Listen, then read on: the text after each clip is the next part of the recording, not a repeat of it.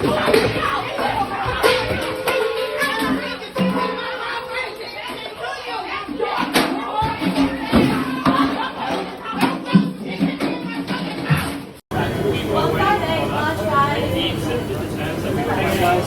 service for raising your so much. Have a great day. Thank you for raising your voice.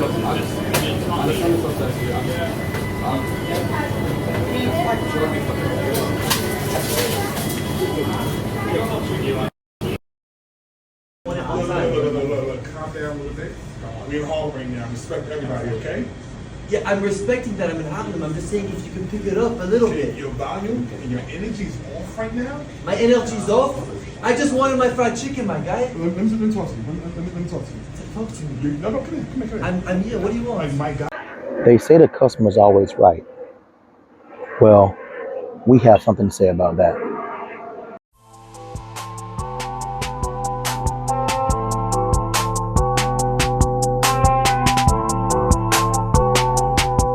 Welcome back, ladies and gentlemen. Welcome once again to Generation Me. I'm your host, Quentin. I'm your co-host, Keanu. And today we'll be discussing, is the customer always right? In society nowadays, customers tend to have all the power while people behind the counter, behind the desk, are treated as expendable. The saying customers always right is almost 100 years old, and it was created during a time where a lot of big customer service markets were trying to get more customers to come in, because back in the day, things were more situated on mom and pop shops, but big retailers wanted to bring those customers in. So they prioritized customer service, and customers got great deals. They were friendly, they were negotiable, they were amicable. Nowadays, there's a lot of videos of customers throwing drinks on people, cussing them out, having this almost entitlement about themselves. It almost becomes, it almost seems like servitude. They forget that those are people behind there, and that they themselves at one point may have worked customer service. Have you ever experienced anything like that or seen that? Yeah, I mean, I see it on a daily. People don't give a damn about nothing no more. It's just that people want what they want. They'll yell and scream until they get what they want, and it puts us in a very uncomfortable spot. So then we have to give them what they want, which in sense validates their actions, and it validates what they're doing. What can I say? I mean, that's just the world we live in. Everyone believes that they're the prize, and everyone believes that they're the hottest thing walking in God's given. So of course people are going to walk into places and demand things and not be nice and all that. Killing them with kindness, that was once a saying that I grew up with my mom, but that's no longer a thing. It's kill them with anger, kill them with whatever the case is. Demand what you want. Threaten to do a bad review, and they'll eventually budge and all that. So the customer's always right. If the customer pulls a gun, the customer's right. If the customer abuses an employee, the customer's right. That's just the world we live in. Wow. I mean, that's a mouthful. I definitely have seen that. And I do know a lot of industries, whether it's hospitality, healthcare, insurance, any industry, they kind of go by the metrics of the customer, because everyone's trying to be ahead of the power curve. It's all about the money. I do think back in the days that they were actually about the customer experience, customer service, and actually making their employees feel welcomed. There's still some industries I feel that may still value their customers, like maybe In-N-Out, for instance. They seem to care about their customers a lot. But customers are employees. I'm sorry, employees. Things. You're right about that. So they seem to care about their employees. However, I do know that a lot of companies nowadays, they only really care about the numbers, especially as you get higher up the economic chain. You see a lot of companies only caring about pushing the numbers, keep that income bracket ticking up and up. They see their employees as expendable. And honestly, I don't think that's correct. I think that's what leading to this whole job fatigue. Almost everyone I know, especially younger people, they don't even want to work anymore. They don't see the point of it. They feel like they feel like they're just a number. And they have to put up with so much stuff, so much stress, so much abuse, essentially, all for what, $15 an hour. And I don't think that's fair. I'm pretty sure a lot of people out there don't think it's fair. um I know you're in management. When your employees come to you and tell you that someone mistreated them or that a customer is getting out of hand, how do you handle it?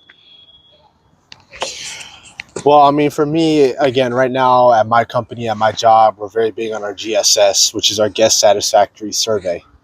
And we're very big on making sure that we make every single guest happy, whether that means to give them, free parking or free food or free snacks, free goodies, or even issue the guest points. If you guys know anything about Marriott, Hyatt, IHG, and all those fancy hotels, they all have a point system.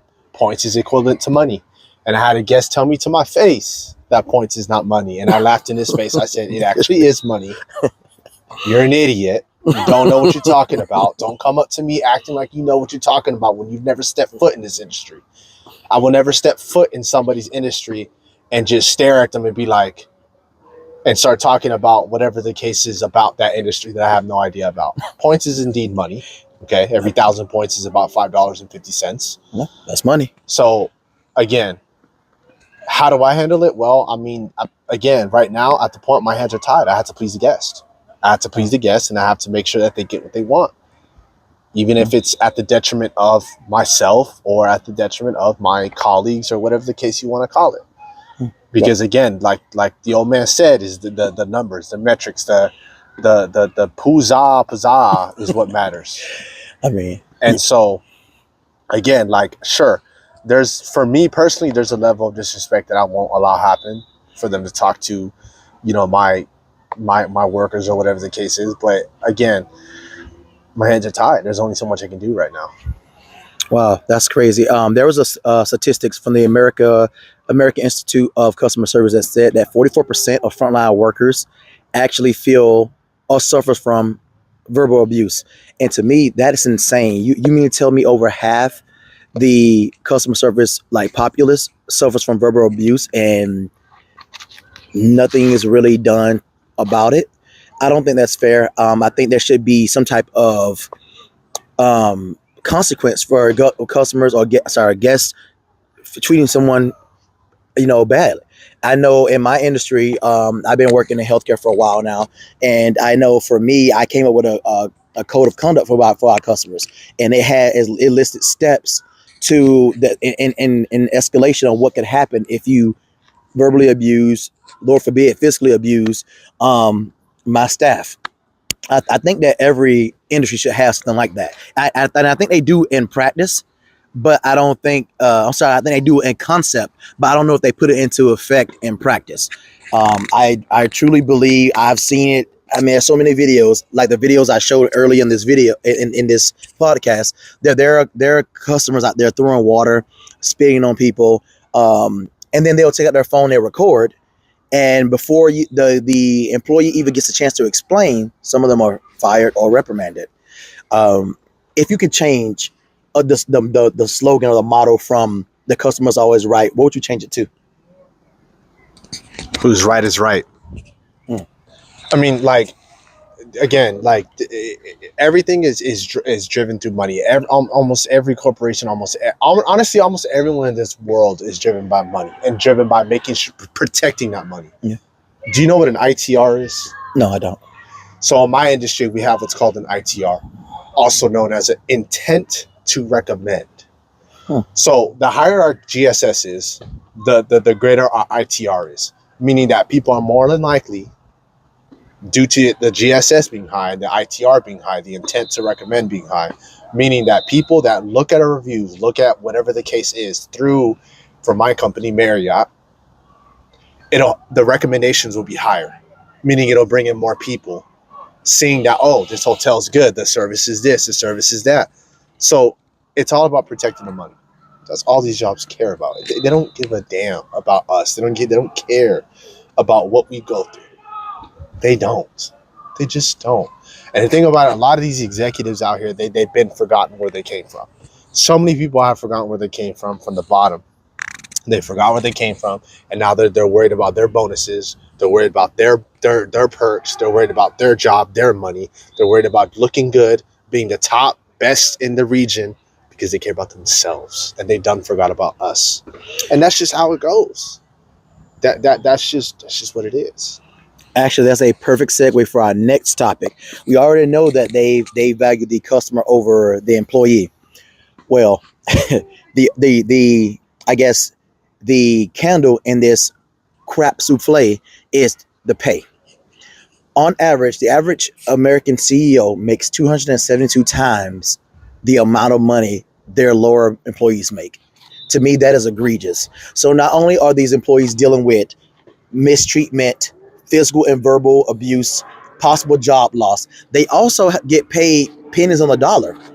And they have no choice because the American dream is pretty much an American nightmare at this point, because you can't, it's hard to live. We are in San Diego, one of the most expensive cities in this country, and the average minimum wage is what? $16.50, if I'm not mistaken. So $16.50, but the average rent prices is like $2,800. So if you do the math, you have to work in a crazy amount of hours just to make ends meet. So most people have to have a roommate or whatever the case may be. So not only do you wake up in the morning time and do a job you probably don't want to do, because lower wage jobs tend to, they're just really available. They're not really what someone dreamed about. Like, no offense to anyone who worked in fast food or whatever, but I don't know anyone who, was a little kid and say, I want to be a fry flipper or or a burger flipper. I don't think anyone's ever had that dream. They may have used that as a segue to get to the top, but I doubt that was their dream. But employers, I believe the ones at the very top, have to understand that these people are in fact people, and they too can be customers, because people who work at industries, they tend to put money into those industries. Hotel workers, for example, they stay at hotels as well. So not only have they been on the receiving end of the abuse, they can be on the other side of the desk watching it happen. And so if I walked into a place and I watch a employee get lambasted by a customer and no one came to their aid, I'll probably be less likely to even want to stay there, honestly, because I do value staff and employees. I think they're very important. How do you feel about that? Are you talking about like you would protect someone if you saw something happening? Well, yeah, that too, but also the amount of money they get paid. Like you have to deal with all that abuse essentially, and you can barely even live. Like how do you think? I know how we got here, but how do you think we can at least try to fix that or make it worthwhile? Well, I mean, again, a lot of these entry-level jobs, I don't like saying this, but they require minimal to no skill, quote unquote, which to me is a lie. But I agree. I agree. That's how society operates. So let's just operate by that standard. Okay. They're not going to get paid more money. That's not happening. There's more of us at the bottom than there are at the top, meaning that there's more money going into different amounts of people, meaning less money has to be given to those amount of people to meet budgets, to meet whatever forecast the business has, to meet whatever goals that every single business has. It's just not going to happen. It's not feasible. If money wasn't, like, I guess an object, if you want to say, or if money wasn't so like important to these higher ups, then maybe, but I highly doubt it's going to happen, because for every manager, there's going to be 4, 5, 6 people, 7 people, 8 people below it, depending where you're at. I mean, that's very true. But this is how I see, and you're actually right. The economics of it all is crazy, and to go into that will bore most of our audience. But I will say this: retention is also money. If all of your employees are actually leaving the job because of job dissatisfaction, and your only concern is the customers and not your employees, you will start to lose money, because unless you're gonna come out of your office and sit at that front desk or sit at that customer counter and scan groceries or flip burgers yourself, it will behoove you to actually care about your employees. They have lives, they have kids, they have dreams, they have aspirations. If you're not going to pay them in money, can you at least give them good benefits? And I'm not talking about just healthcare and 401k. I'm speaking of like customer benefits like half off of this and school and paying back school.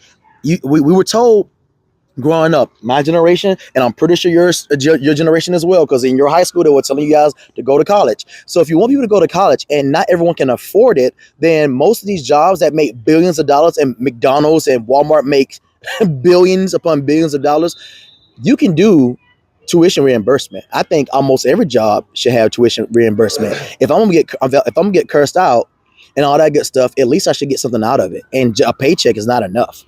I see you shaking your head. Why are you shaking your head? They're not. First of all, a lot of these benefits are locked behind full-time positions, not part-time. A lot of part-time people don't get health care. They don't get, all that fancy, whatever you want to call it, tuition reimbursement. They don't get that. You have to be full-time. The way they say is, if you're gonna, you have to serve me. You have to, serve me, and I'll give you a little something. That's how these jobs are. That's just how they go out here. Yeah. They expect you to give them 40 hours a week, 5 days a week, right, to get those perks, to get those benefits. You can't be a part-time student and a part-time worker and get tuition reimbursement, or a full-time student, part-time worker. You have to be full-time. There might be companies out there that, I think Starbucks does something nice, which shout out to Starbucks, very nice of you, but I don't know too many jobs that offer those perks that allow you to be full-time and still obtain those things. That's true.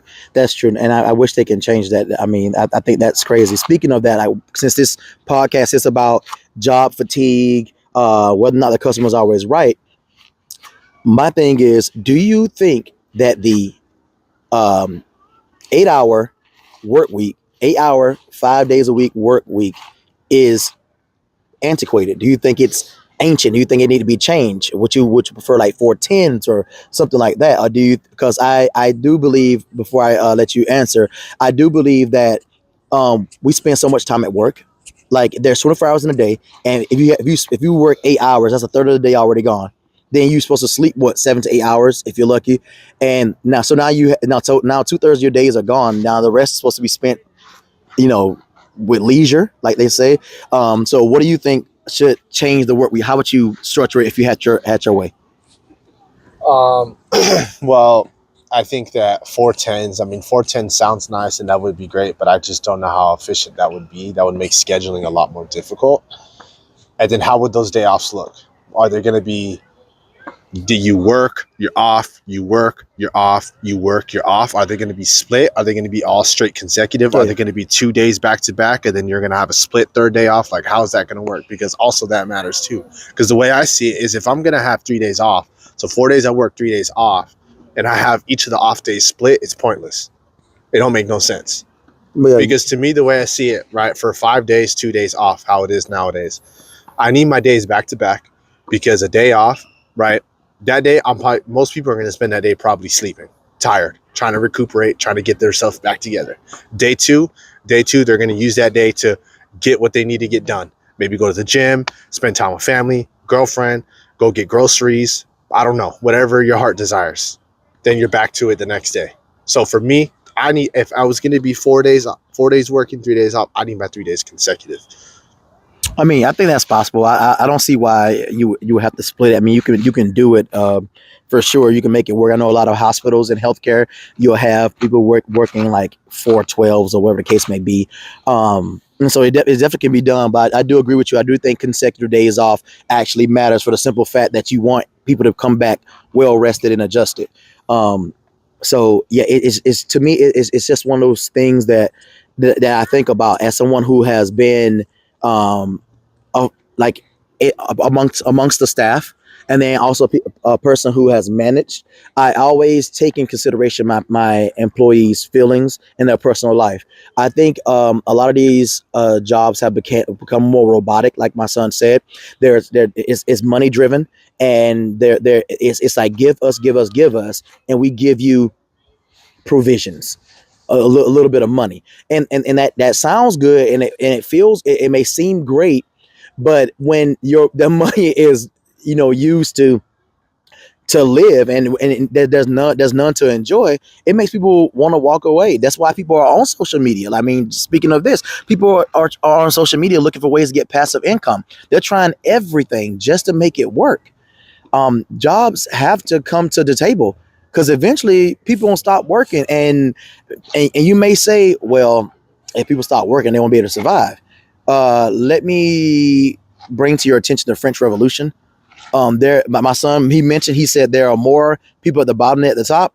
What do you think happens when people get tired? The people at the bottom, the huge population. What happens when they get tired and they say no more?